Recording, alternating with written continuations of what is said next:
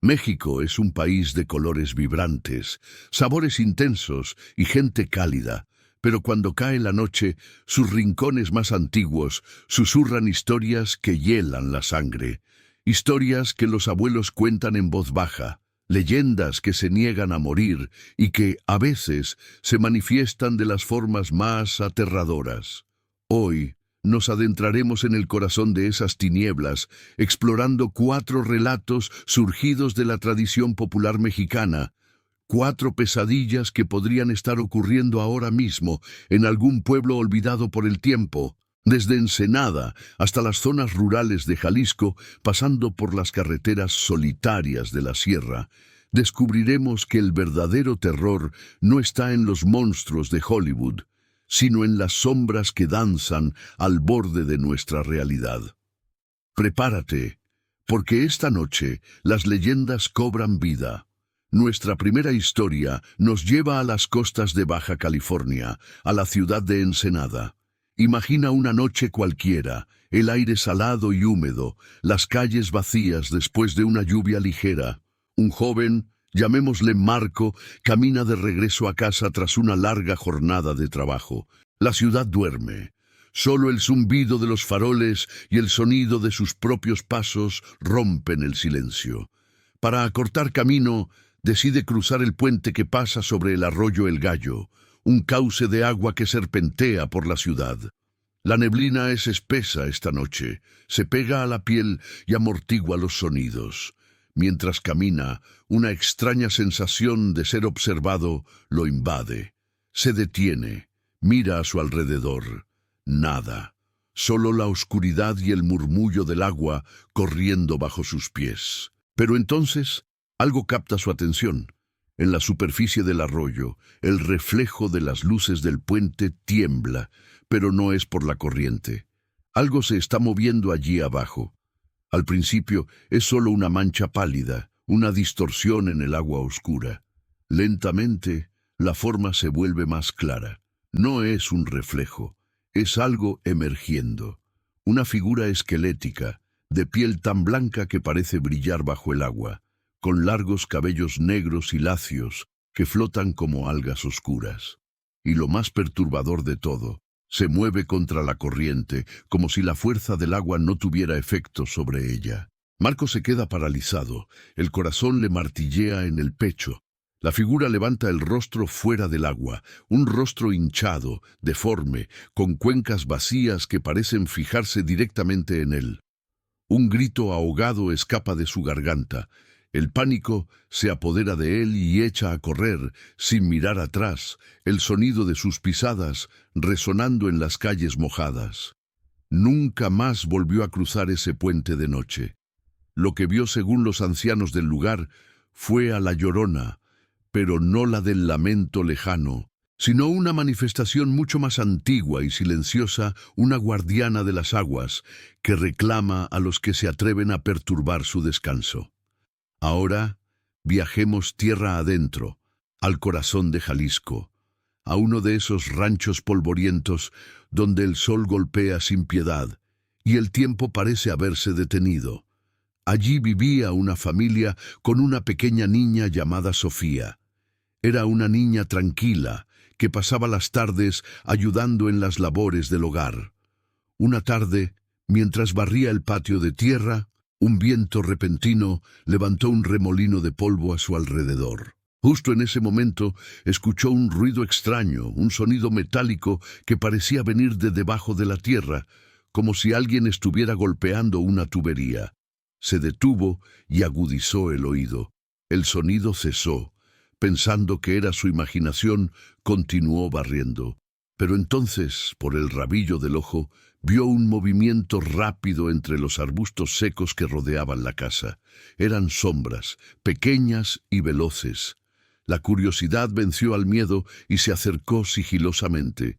Asomándose entre las ramas, lo que vio la dejó sin aliento. Eran 3 figuras pequeñas, no más altas que sus rodillas. Tenían la piel arrugada y terrosa, piernas torcidas y unos ojos grandes y brillantes que refulgían en la penumbra. Eran duendes, no como los de los cuentos de hadas. Estos eran grotescos, malévolos. Se miraban entre sí y soltaban risitas agudas, como el chirrido de un metal oxidado. Sofía retrocedió lentamente, el corazón desbocado. Corrió dentro de la casa y cerró la puerta con fuerza, contándole a su madre lo que había visto. Su madre, aunque escéptica, la abrazó para calmarla. Esa noche, mientras la familia dormía, un sonido los despertó. Era un raspado insistente en la puerta de madera. El padre se levantó pensando que era algún animal, pero al acercarse, el sonido se hizo más claro. Eran uñas, pequeñas y afiladas, rasgando la madera. Y luego, un silbido desafinado y burlón que parecía venir de todas partes y de ninguna a la vez. Nadie se atrevió a abrir. Pasaron la noche en vela, escuchando los rasguños y el silbido intermitente hasta que los primeros rayos del sol ahuyentaron a las criaturas. Al día siguiente, en la puerta, encontraron profundos arañazos, marcas imposibles para un animal. La familia supo entonces que los duendes del campo no buscan oro, a veces solo quieren entrar.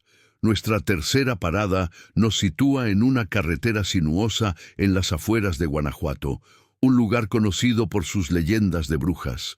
Un taxista, a quien llamaremos Javier, terminaba su turno en una noche fría y sin luna.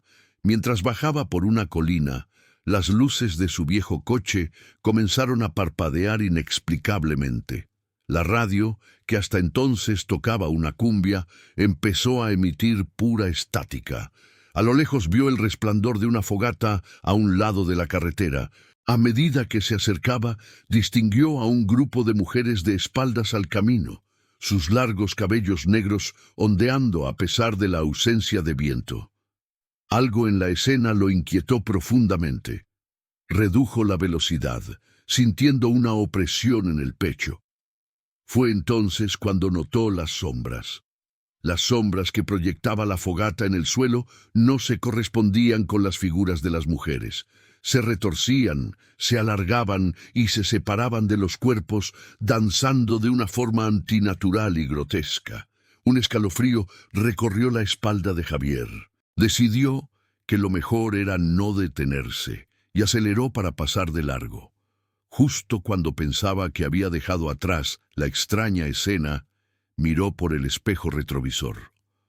Una de las mujeres estaba ahora de pie en medio de la carretera, justo detrás de su coche. No la había visto moverse, simplemente apareció allí, estática, con el rostro oculto por su cabello. La radio del taxi empezó a chillar y las luces del tablero se volvieron locas, parpadeando en un rojo intenso. Aterrado, Javier pisó el acelerador a fondo. Miró de nuevo por el retrovisor. La mujer seguía allí, pero ahora estaba más cerca, como si se deslizara sobre el asfalto sin mover los pies. En un instante de pánico, desvió la mirada al frente y vio su rostro pegado al parabrisas, sus ojos brillando con una luz maligna.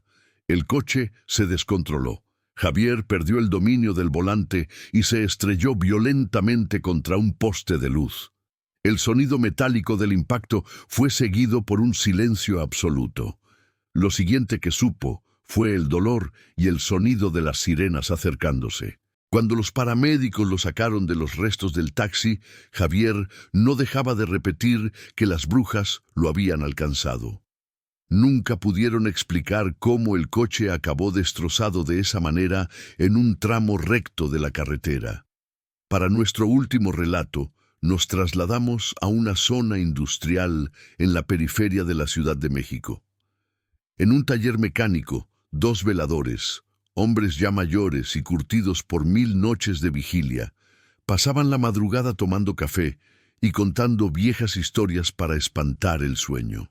El lugar era un laberinto de herramientas, coches a medio reparar y sombras profundas proyectadas por las frías luces de neón. De repente, un sonido los puso en alerta. Eran pasos pesados sobre el techo de lámina del taller.